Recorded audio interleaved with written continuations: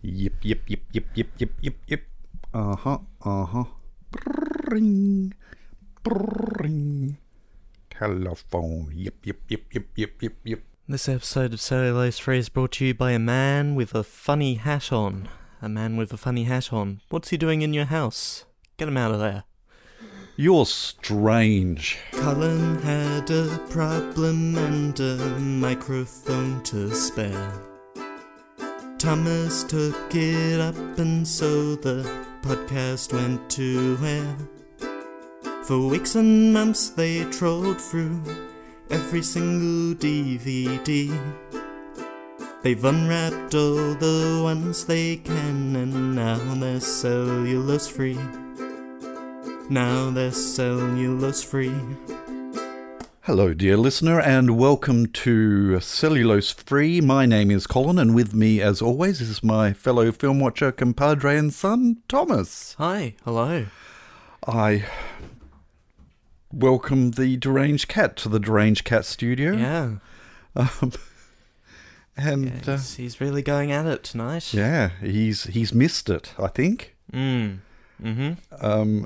I have. Yeah.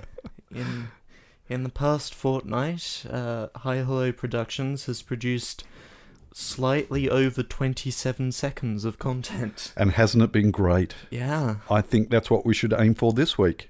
So it's goodbye from me, and it's goodbye from him.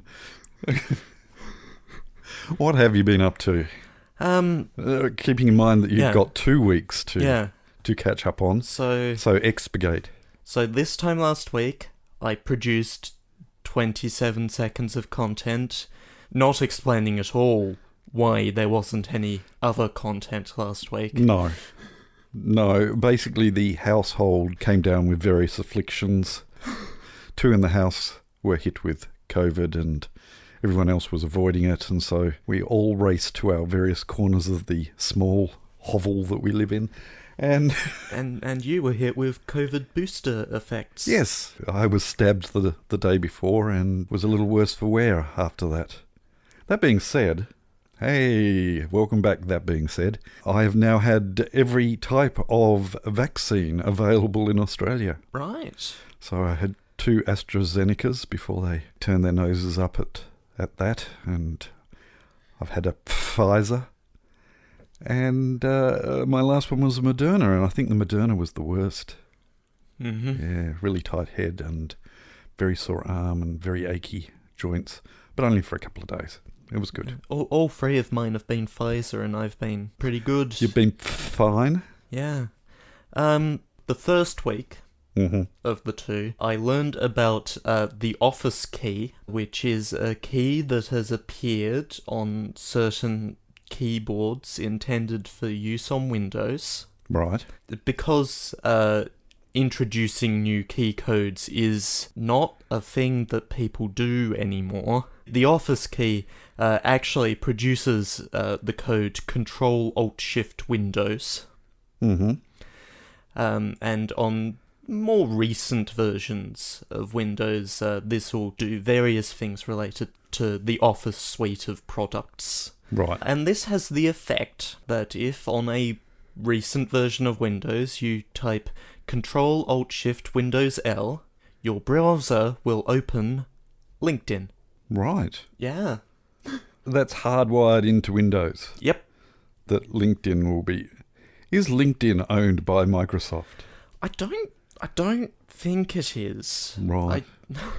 I should have looked You this should up have. You've had 2 weeks. When I learned of this thing. So if you use that same combination, but instead of hitting L, you hit F, does that bring up Facebook? Another thing that you should know. Yes, LinkedIn is owned by Microsoft. Yeah, There we go. I had a hunch. Office key. Office key. Office key. This is bringing up product keys, and that's not... No. That's not... No, you could read out Office keys to our dear listeners so that they get free software. Also, yes, in this fortnight... I hope you have something a little more exciting than that. I watched the first half of Robin Hood Men in Tights, which is currently on ABC iView, and then I stopped because I had gotten to that halfway point Yes. and realised that I hadn't as much as smirked the whole time. Right. I thought you were saying you'd found that you'd accidentally scooped out one of your eyeballs with a spoon. No. Right. No. I just wasn't having enjoyment. Now, was that a Mel Brooks or not? That was a Mel Brooks, Yes. yes. Yeah, look, he's an acquired taste, and I don't think I've fully acquired Mel Brooks's taste. No. I'm much the same with things like Hot Shots and, what's his name? He was in Forbidden Planet. You want me to just list off people who were in Forbidden Planet too? It'll be the first name. Why am I going this way? I don't know. Leslie Nielsen? Yes, Yeah. Leslie Nielsen, who was playing a serious role in that, but there was a whole series of, what do they call it when they send up a genre or a... Pastiche? I guess so. Lots of Leslie Nielsen pastiches. Homage? Like homages, yes. Although Comedic. Homage can be either way. Yes. So he did Airport or Flying High, depending on which country you're in, which was a comedic nod to the air disaster movies that were popular in the 70s and a whole heap of other ones. But again, an acquired taste, and I think I get a little more maybe out of Leslie Nielsen than I do out of Mel Brooks, but yeah. So yeah, I stopped watching that, and then I didn't go back to it. Right. Because I suspected that my experience would continue through the back half of the film. Now, if we had been watching that for this podcast, would you have raised the white flag? I don't think so. Right. It wasn't unbearable. Right, so now I know what I'm choosing next week. I had the opportunity to do literally anything else, and I did. See, I had the opposite problem in the last 2 weeks. I have got stack loads and stack loads of things that I would like to sit down and watch. But I have to be in the right mood, and so I went through the list a number of times. No. And so I ended up on Facebook watching car mechanic videos. Uh-huh. And as you are quite familiar with my deep fascination with automobiles and their mechanical insides. Yeah. Uh-huh. Whereas I could have been watching all of these shows and all of these movies that I wanted to catch up with, but no, it didn't happen. Anything else? Anything else? Zachtronics. The Zachtronics. Is a company that, up until recently, was famous for producing a very specific genre of puzzle games that are sort of programming games in a way. Right. And they've recently released what they are saying is their last game, which is called Last Call BBS, which is based around a quote-unquote emulation of a fictional 80s, 90s computing system, and you log into a BBS and you download some games, most of which are quote-unquote pirated. Right. They're all productions of Zachtronics under various names. And you play them, and it has all the features of downloading things from a BBS. Like, you have to wait. And once you have downloaded it, you have to wait again until you can download more. And just a whole bunch of very Zachtronics, but smaller games, all wrapped up in a weird little package. And two versions of Solitaire. How many? 2 of them. Usually, So what you're saying is there are two versions of solitaire. yeah, usually you only get the one in a Zachtronics game, but two. How many? Two of them. Wow. Yeah. Two. Yeah, and I've been having a good time with that. Excellent. Yeah, lots of stuff to do in there. Lots of different stuff. Yeah. What have you been up to? The last 2 weeks is a bit of a blur, really. There was a birthday in there somewhere. There was a stabbing. Mm-hmm. There were a couple of walks, a number of walks, and then a big period of no walks. And, yeah. But I got a bit of a walk in today, so that was good. Other than that, no. Look, there was probably a number of things that I should have written down, but didn't. Uh-huh. Just to amaze and amuse our dear listener. But I think more importantly, we've been holding off long enough with the movie that we are watching today. So let's get stuck into it. What are we watching? We are watching the third and final film in the Three Flavours Cornetto trilogy, The World's End. A minty flavoured green World's End. What's it all about? It's about tiny text on the back of a case. Excellent. Printed in slightly fuzzy. I can bring it up on my phone if I knew where my phone is. I could bring it up on my Lenovo. I wonder where my phone is. M10 FHD. It's all the way over there. Well, that's not very helpful, is it? No. I'm feeling separation anxiety now. I can see the phone over there, but I can't touch its screen. Let's give me less.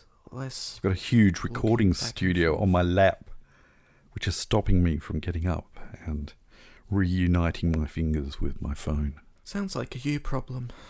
In the meantime, I've brought it up on my All right then. tablet. Would you please tell our dear listener what... Is it at World's End? The World's End. The World's End. No, it's... No, at World's End is the Pirates of the Caribbean film. Good. Roll the tape. For Gary King and Andy Knightley, it was supposed to be the ultimate reunion. 1 night, 5 friends, 12 bars. A boozy quest to the World's End pub, on which only the strongest will survive. Having the time of their lives, they're ready to take on the world, but tonight they might just have to save it. Dun, dun, dun. That's what we're going to watch. Yeah. We're going to watch it on the Blu-ray. Yep. Thomas is going to take the disc out of its case. Yep. Sure am. I'm waiting. You can wait some more. Thomas is going to take the disc out of its case. When we have finished recording. Oh, There's that's no right. point me taking Thomas is it going out to now. open the case. Yeah. There we go.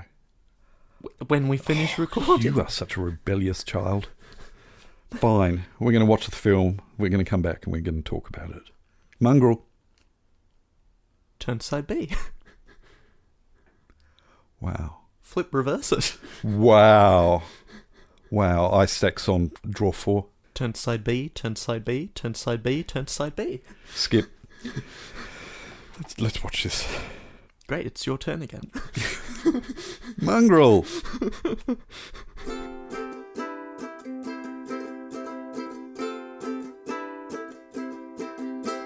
So, what did you think? I got in. You did, and I think possibly for the best. I enjoyed the film. Mm-hmm. I want to come in at the top. Yeah. And say that I did enjoy the film. Mm-hmm. I don't think it came together as well for me as the other two. No. If I had come in first, I would have said basically the same. It is, I think, the slickest and best looking of the three, but I think also the weakest of the three. And maybe it's wrong to make comparisons, but I think you have to. Even though I think the budget had been upped and the production values, I think, were higher, it was let down on a number of occasions by, I guess, lack of direction, It lulled a lot of times for me. Is that how you... Yeah, I guess. I don't know exactly what it is about the film that's a bit of a letdown for me. It doesn't help that all of a sudden I'm feeling a little tired. Just... Yeah. Could it have been that the buddies weren't buddies? There was a tension between all of the characters, and the people that you were meant to be rooting for weren't terribly pleasant? The relationship between them certainly doesn't improve over the length of the film. No. They do find the things that they liked about each other, Yeah. but continue to bury those things in the other things that are not quite so good. Yeah. And I don't know if I find that to be a problem with the film, but it is what happens. Yeah. One of the difficulties I had with it was one of my biggest irks for the whole reboot of Doctor Who was the constant use of alien beings having mouths that opened weirdly or had light shining out of them and things like that. And I guess all the worst of Doctor Who reboot was in this. Yeah. And I had to constantly fight in my brain that this isn't just a slick take on Doctor Who, because it was broader than that.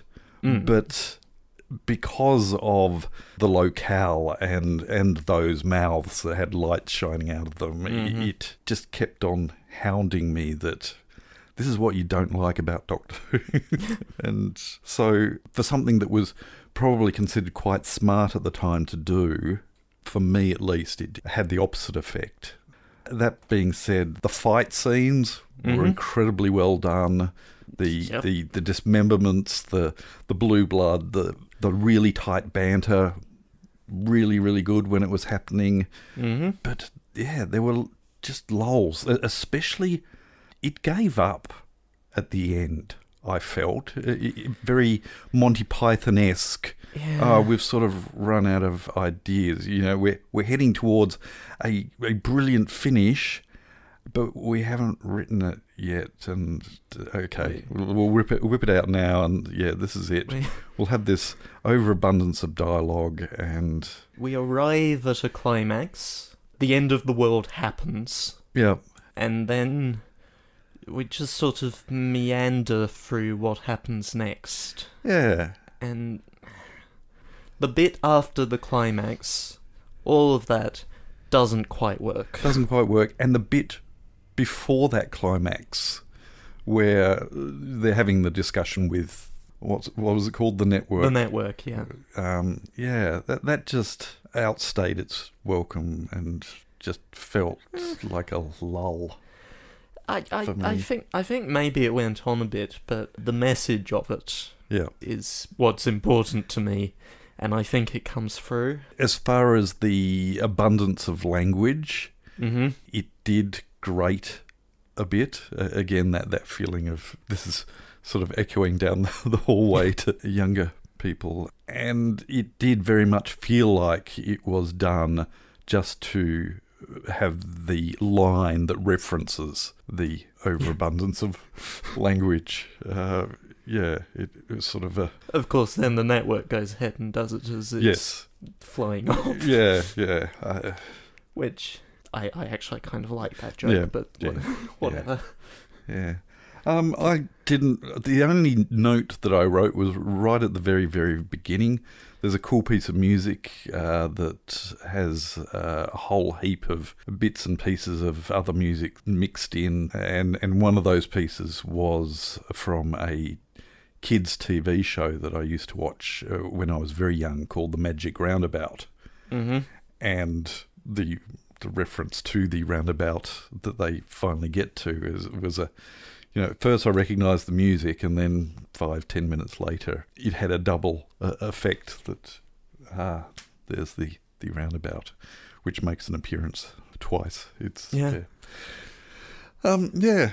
No, it was good, but I think Hot Fuzz is certainly still top of the list for me, and then Shaun of the Dead, and then this. Yeah, seems like a reasonable list to me. Do you have anything else you wish to? No, No? I didn't take any notes. All three of these movies, you just don't want to be distracted by another screen. Well, No. I didn't.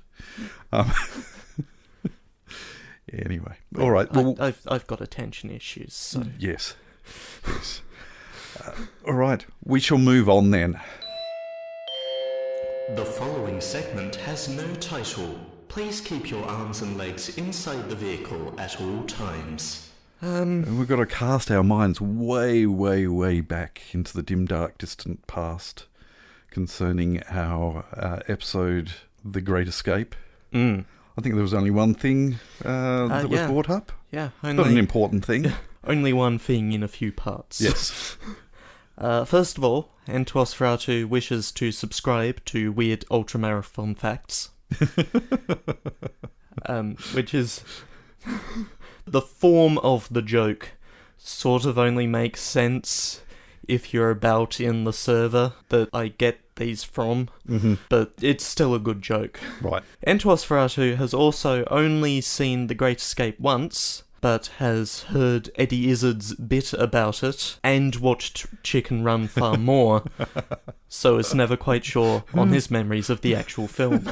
Well, Chicken Run is certainly shorter. Yeah?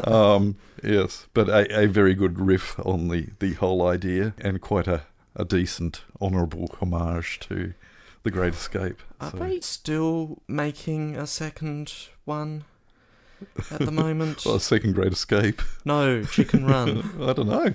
I didn't know they were planning on doing so. 2023. That looks like they're still going at it. Looks like it'll be on Netflix. Direct to streaming. Fair enough. Sometime next year. Yeah. We'll see. Yeah, we'll see. We'll see. I'll certainly watch it. Don't mind a bit of Aardman. And finally, from Entosferatu, he also definitely conflates it with Escape to Victory, which I've not seen, so can't compare. Right. Have you seen Escape to Victory? Is that the one with Pelé in it? Yes. And Sylvester Stallone? Yes. No, haven't seen. Yes, I have seen that. But only once. So my memory of it isn't terribly strong, except for a certain limb flexing incident using a desk or table, I think. That's all my real memory of that film. Right. Thank you, Entosferatu, for your contribution to stretching out this episode. Yeah. It is greatly appreciated. And there were some comments on a Facebook post you made, but... There we go. Yeah. Yes. They were all sort of dealt with when they came up. Yes, everything is dealt with. Yeah. All right, we shall move on then. Pick a film for next week so we can go to bed. It's your turn. It is my turn, and I'm going to throw my selection to the selection gods, or at least the random selector in the My Movies app. I'm going to shake my phone and select a film from my list of films that I want to revisit that are on the shelf. All right then. You want to change your mind again? No. Although, I've only seen it once, so it may fall into the category of coming of age. Don't know, but we're going to go for it. All right, are you ready? I'm going to read the plot synopsis on the back of the case. I'm not sure how to do this. You start with the first word, then you continue through the sentence. Yes, but it uses the name of the film very early on. That's okay. Right now, don't particularly care. All right then. Adapted from the acclaimed bestseller by Jonathan Safran Foer, Extremely Loud and Incredibly Close is a story that unfolds from inside the mind of Oscar Schell. Oscar Schell, an inventive 11-year-old New Yorker whose discovery of a key in the belongings of his father, who died in the World Trade Center on 9/11, sets him off on an urgent search for the lock it opens. As Oscar's quest takes him across the city, he encounters an eclectic assortment of people, survivors in their own way, who help uncover links to his father, preserving a connection to the man who helped Oscar confront his fears about the noisy, dangerous world around him. Right. Do you have any idea what film we're watching? I've forgotten. It is extremely loud and incredibly close. That's the one. That is what we're watching next week. We hope that you'll come to this film with refreshed mind and awakeness of soul, and and that you'll join us as we watch Extremely Loud, Incredibly Close next week. But until then, we'll catch you next time. Bye. You have been listening to Cellulose Free. Your hosts were Colin, who produces and edits the show, and Thomas, who makes the artwork and music. Cellulose Free is recorded in the Deranged Cat Studios in scenic Tasmania, Australia. We keep track of our extensive physical media collection through My Movies, which we highly recommend. You can find links to that, as well as other places you can find us in the show notes. Cellulose Free is a Hi Hello production.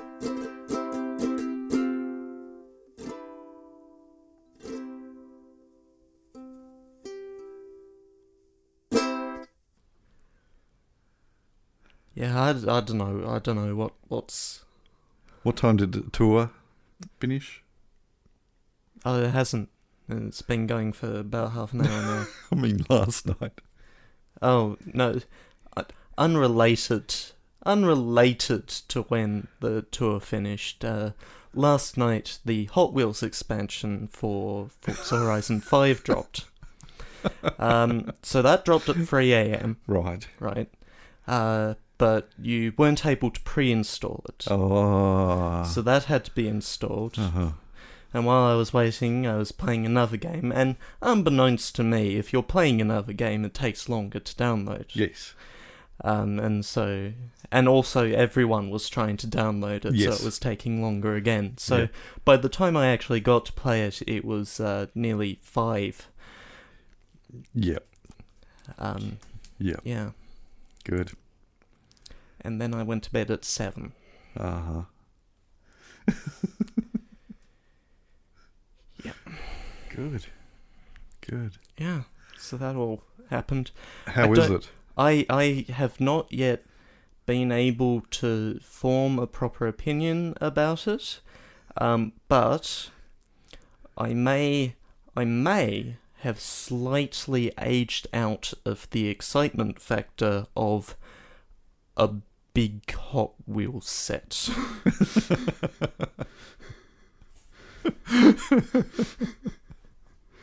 Oh, dear. There are quite a few loops. Yeah. And I got that out of my system quite quickly. Right. Good. Yeah.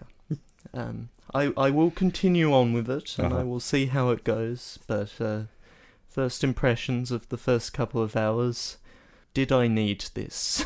Yep. Fair enough. Hopefully, the second expansion brings something new and exciting for me. Right. When that arrives, eventually. Ah, the Upside Down. No, we've Where already... it's the same game, but it's actually played in the Upside Down. No, I've already got enough Upside Down out of the Hot Wheels expansion. Yeah. Yeah. Good.